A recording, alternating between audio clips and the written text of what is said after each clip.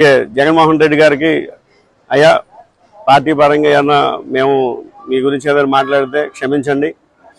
అవి పార్టీ పరంగా రాజకీయంగా చేసిన విమర్శలే తప్ప వ్యక్తిగతంగా నాకు మీ మీద ఎలాంటి ద్వేషం లేదు. నిజంగా చెప్పాలంటే మీ ధైర్యానికి నేను మెచ్చుకుంటాను.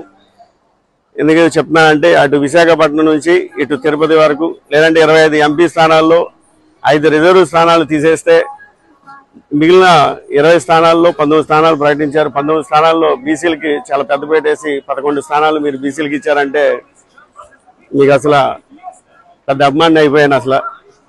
అలాగే మన తెలుగుదేశం ప్రభుత్వం చూస్తే అటు వైజాగ్ నుంచి అటు నెల్లూరు వరకు తీసుకుంటే ఏదారి నుంచి ఆధారికి ఓసీలకు ఇచ్చుకుంటా తూతూ మంత్రంగా ఏలూరు నాకు ఇస్తానన్నారు. ఇప్పుడు తీసుకెళ్ళి ఎక్కడో కడపలో ఉన్న యాదవ్ని తీసుకొచ్చి ఇక్కడ ఉభయ గోదావరి జిల్లాలో రుద్దడానికి ప్రయత్నాలు జరుగుతున్నాయి. అది ప్రజలు ఏ విధంగా ఆమోదిస్తారు ఏంటనేది అది తెలుగుదేశం పార్టీ అధిష్టానానికి వదిలేస్తున్నాను.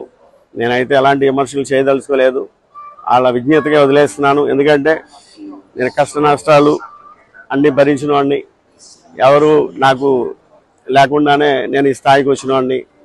నేను అన్నీ సావధానంగా తీసుకుంటాను, నా చిరునవ్వుతో ముందుకు వెళ్తానే ఉంటాను. ఎలాంటి బాధ వచ్చినా నేను అలాగే వెళ్తాను.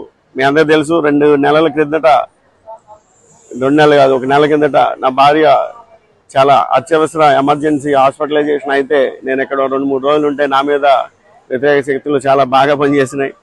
అలాగే రీసెంట్లీకి